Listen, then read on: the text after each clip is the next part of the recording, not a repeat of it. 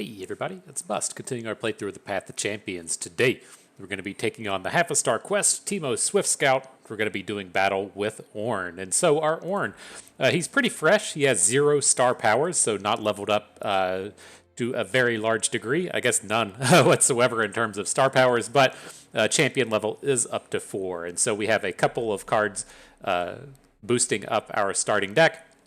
And then in terms of Ornn with the relics, I've been starting with the Star Child Staff. This is just game start, heal your Nexus 5. Ornn is both very expensive, right? I don't want to load up a bunch of stats and a bunch of items and a bunch of copies of Ornn into our deck because part 2 is when you play Ornn, you tend to just win the game. And so he doesn't need a lot going on with him, and especially these games to where we may not even play him, and so I'm fine enough starting off with the Star Child Staff. This is also kind of useful given that our Ornn isn't particularly leveled up in terms of champion level, since if things go poorly with our games, we have a little bit of recovery space coming off of a card that we don't really intend to play anyways. And so that is our build, that is our lineup. We have the odd relic on our Ornn. Let's go ahead, jump into battle, see if we can't take down this Teemo. And so, if you're not familiar with the Ornn deck, I know that I didn't show it to you. You'll just have to kind of see it as the games go along, but it's not particularly interactive. It doesn't have any interactive cards in it whatsoever, actually. It's just a bunch of units and a bunch of equipment. So we do have a lot of the forge mechanic. We have a lot of bone clubs and ways to put the equipment down. And then it has some ramp in it. But it doesn't have removal spells, it doesn't have combat tricks, and so you're going to have to figure out a way to interact with your opponent. As we see with these, the domination is one of the premier powers to find in the game. Always happy to start off with a round start rally, and then it's one that works particularly well with Ornn, given that if we are into that late game stage, we can maybe attack on one attack token, get the flip, get the level up, and then on the next attack token, come in for the big and final kill. All right, so we've got our good collection of weak bros. We gotta find something to do here in the early game.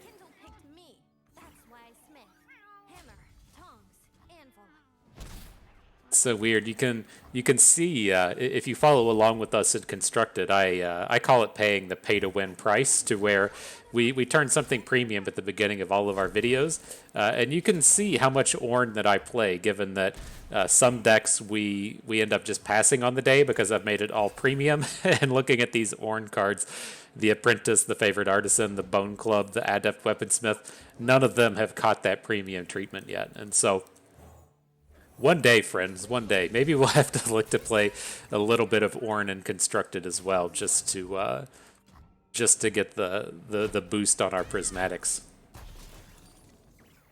All right, pretty standard questionable play coming out of the Boom Baboon. He just threw all of his units away for not any gain whatsoever. Now we're ready to just get a kill with an open attack. Appreciate it, bro. Uh-oh. Oh man, we shouldn't have opened. We should have played more cards. It's okay. We'll get there on the next attack token. Gonna pick up the Fearsome Amulet. He probably won't be able to block the Combat Cook now.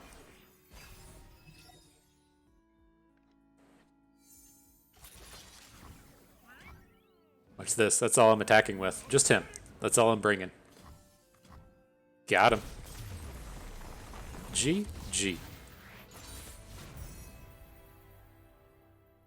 Alright, so let's see what champion pair shows up. In terms of the Swift Scout adventure, it doesn't really matter. You can just take whatever you want.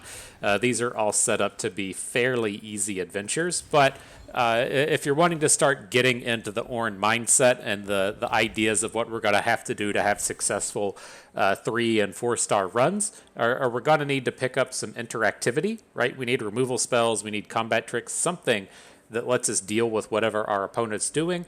And then we need to find early game, right? For the most part, these cards are so expensive that we don't need to pick up late game. If we run out of late game or if we need more, then we can just add another copy of Ornn into our deck. But for the most part, we want to kind of tier list this off as the most important thing is finding something interactive. The next most important thing is finding things that are cheap to help us survive until we get Ornn on the board or bone clubs or we get to forge up our equipments a little bit. And so with that in mind, this Jinx is going to work out okay. We have some card generation in our deck, so we can make a little bit of free usage of these Get Exciteds. We have this card that, what are you, Favored Artisan, that generates the time and dedication. And then for the most part, I'm pretty okay with just discarding all of our ramp. It's just not very good. It's not something we really need, and so we can let that just go. All right, so in terms of our next adventure, we have the Practical Perfectionist up. I'm not sure what this is. Let me look it up on the site real quick. And so we are just over at ftpbus.com. If you're not familiar with it, you can go up to the top right and click on the utilities. All of the little exclamation points will be in the events section, and that'll load up, and then you can search. So we'll just search for the Practical Perfectionist, and here you can see it's going to let you create 3 copies of a card in your deck, or, that's the second choice, add 2 copies of counterfeit copies in your deck. And so I think there's probably something cheap in here we'll be happy enough to copy, and it's going to be better than just going to this item chest. So head on to the back alley barkeep. What's this? When a unit is summoned, shuffle its stats. It's kind of interesting with us. We have that like 1/4 unit for 2 mana. It's a nice early play that you don't really want its garbagey level of stats. And so we'll go ahead and hang on to it here. Got these double agents. No way to turn this premium. That's a little unfortunate. Gonna have to write my senator, have him contact Riot. How do we pay money to make these double agents premium? All right, nice little 0-2 from the Daring Poro. Little unfortunate. Not for us, for opponent. I can see all the players from here. We playing bilge rules?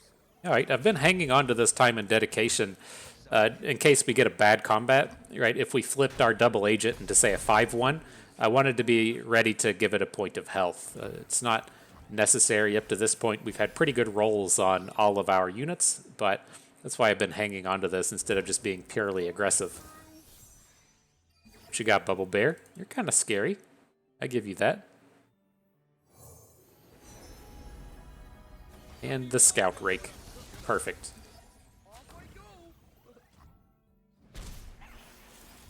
That will be a unit worthy of our aggression. We'll put the +1 attack, or the +1/+1 onto our Scout unit. Get it in here to these extra battles. Might help, might not. All right, pretty close to lethal. We'll see if we can finish this off next turn. Definitely going to open with the Combat Cook, get this Scout attack in, and then maybe we'll be able to finish off with some follow-up units. We're only going to get to play 1 card, so we'll at least bank up a little mana for the Bone Clubs.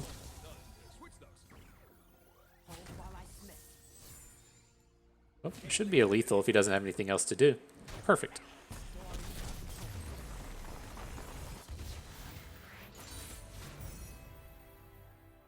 But I think that shows, a lot of what I was talking about, needing to find stuff to do, right? We have no way to stop their elusives. We can't block them. We can't get into combat with them. We can't kill them. So we need to find some interactivity.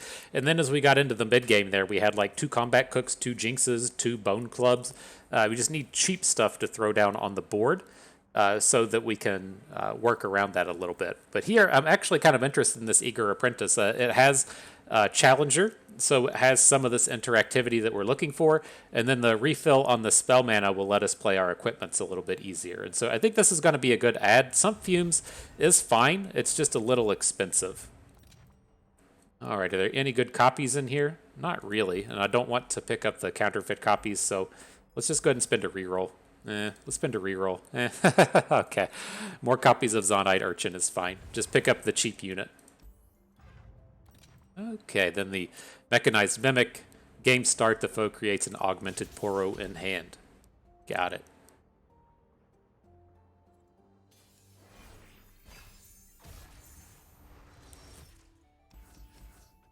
Okay. So let's hang on to our 1-drop. Look for some other cheap plays. We found them.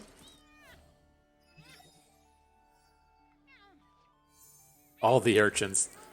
It's definitely urchin time out here. I think we could probably get rid of Get Excited. It just, I don't envision opponent having a unit we need to kill. I guess if they get to the point to where they're dropping the 5-drop elusive thing, we might have a bit of trouble, but I think that's the only card I'm actually worried about here, and that's a long ways away.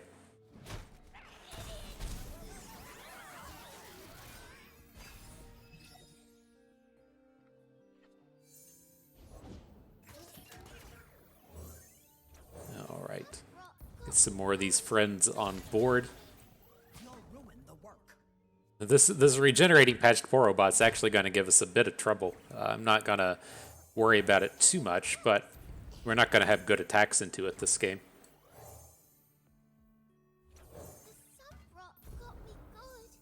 All right, getting pretty close to flipping our Jinx. That's kind of cool.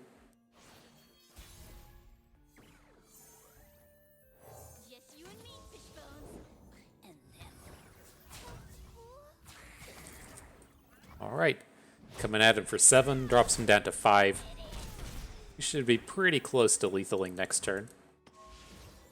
Might be able to pop off death rockets. If we have the chance to sequence everything out, we could play the Eager Apprentice and then use the additional spell mana to make the rest of this happen. All right, so we'll play the Apprentice. Play the Get Excited. Get that Jinx flip. Oh, we're not going to get the Death Rocket this turn, are we? I set up my mana spin to make sure we had 1 mana left over, and then we just don't get Death Rockets. that's a little bit on me. We'll still take this one down, but I had fully intended on clearing out that board with the Death Rocket, and then it just doesn't show up. Whoops.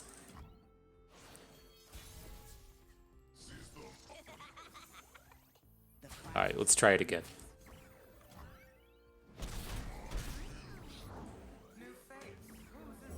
Got the 2 damage in. We got some dudes on board. Make a forge. Now we can Death Rocket. GG.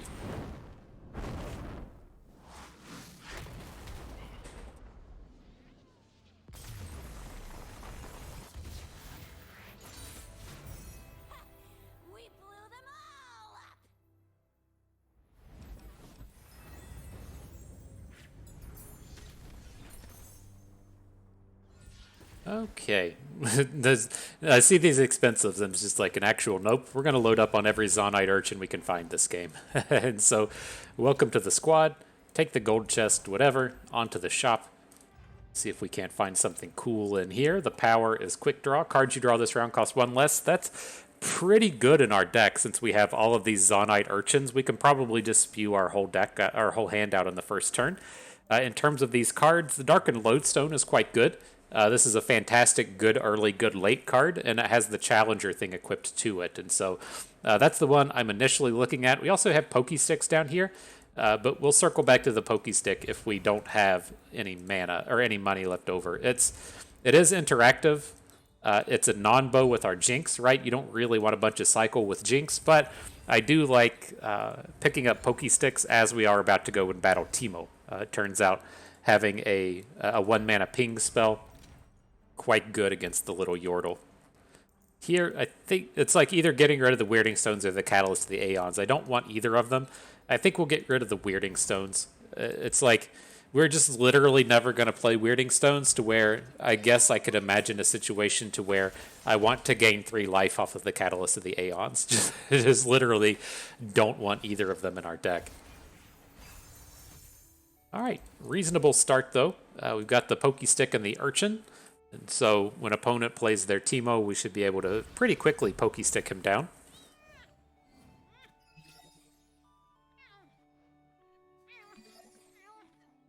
Then I'm just going to bank this turn, right? We're not going to get any... Well, if we hit a 1-cost card, we could get some advantage out of the Urchin. But I think I want to wait until next turn and see if we can't maybe high roll a little bit.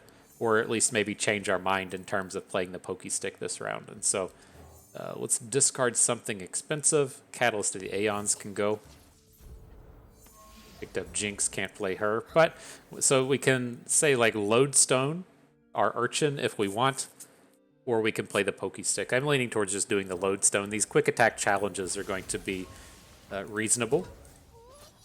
And then I'm going to leave Teemo up. The kind of gameplay thing with this is if we Pokey Stick the Teemo now, he's dead. An opponent can immediately replay another Teemo. But if we wait until the Teemo gets into combat, then we can Pokey Stick in the middle of combat, and we don't have to worry about a second one coming in. It's pretty sweet getting the free mana off of this Eager Apprentice as well.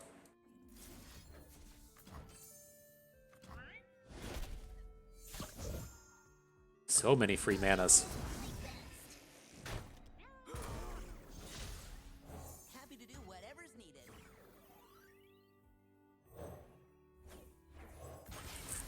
Nice. And we'll hold off on the Pokey Stick for any future Teemos that may be turning up.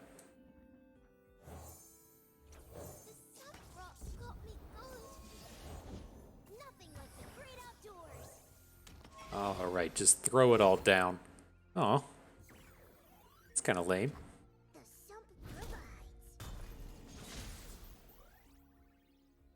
I will tell you of Ornn. All right, we still have the tools one would need to take down Teemo.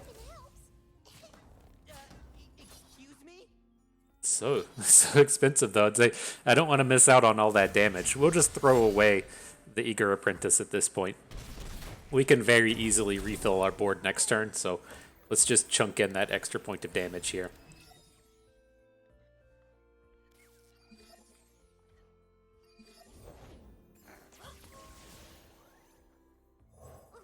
Tell me a story about Ornn, Hertha. Once long ago, he stoked a fire beneath the mountain.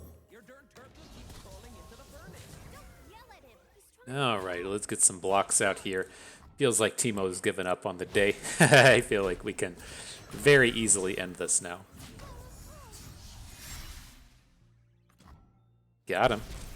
Victory is ours. And so, yeah, not too challenging. That's what we expect out of the Swift Scout Teemo adventure, but it does give you a good intro to Ornn and some of the things to expect, the problems and the strengths with it. And so, again, it has a lot of the equipment theme. You're going to look to use that throughout the course of your adventures. The ramp theme is in here. I recommend just avoiding that at all possible. And then you need to find some interactivity and you need to find some cheap plays. You can count on Ornn to be a big bruiser game ender card for you. So if you need an additional game ender, you can try and just put an item on Ornn. But in general, it's that interactivity and those cheap plays that you're going to be looking for. And so that's it. That's our first adventure with Ornn. I hope everyone enjoyed the video, maybe learned a thing or two along the way, and had a good time watching. This is Bust, and we thank you for being here.